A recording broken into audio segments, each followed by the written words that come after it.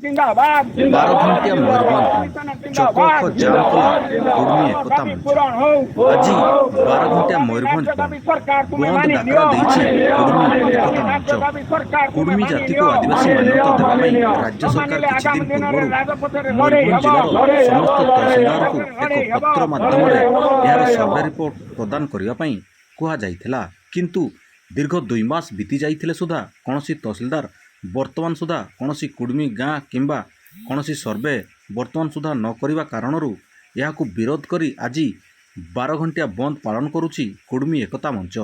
ଏହାର ପ୍ରଭାବରେ ବିଭିନ୍ନ ଜାଗାରେ ଗାଡ଼ି ମଟର ଅଟକି ରହିଛି।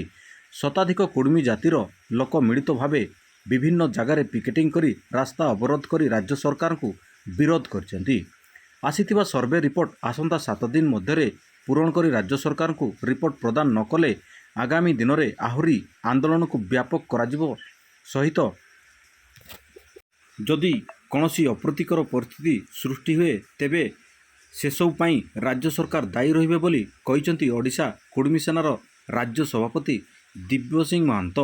ତେବେ ଏହି ବନ୍ଦର ପ୍ରଭାବରେ କରଞ୍ଜିଆ ଉପଖଣ୍ଡର କରଞ୍ଜିଆ, ଯଶୀପୁର, ଠାକୁରଗୁଡ଼ା, ସୁକୁଡ଼ି, ରରୁଆଁ ବିଭିନ୍ନ ଜାଗାରେ ଗାଡ଼ି ମଟର ବନ୍ଦ ରହିବା ସହିତ କିଛି ଜାଗାରେ ଦୋକାନ ବଜାର ମଧ୍ୟ ବନ୍ଦ ରହିଥିଲା, ଯାହାଫଳରେ ଲୋକେ ନାହିଁ ନଥିବା ଅସୁବିଧା ଭୋଗ କରୁଥିବା ଦେଖିବାକୁ ମିଳିଥିଲା।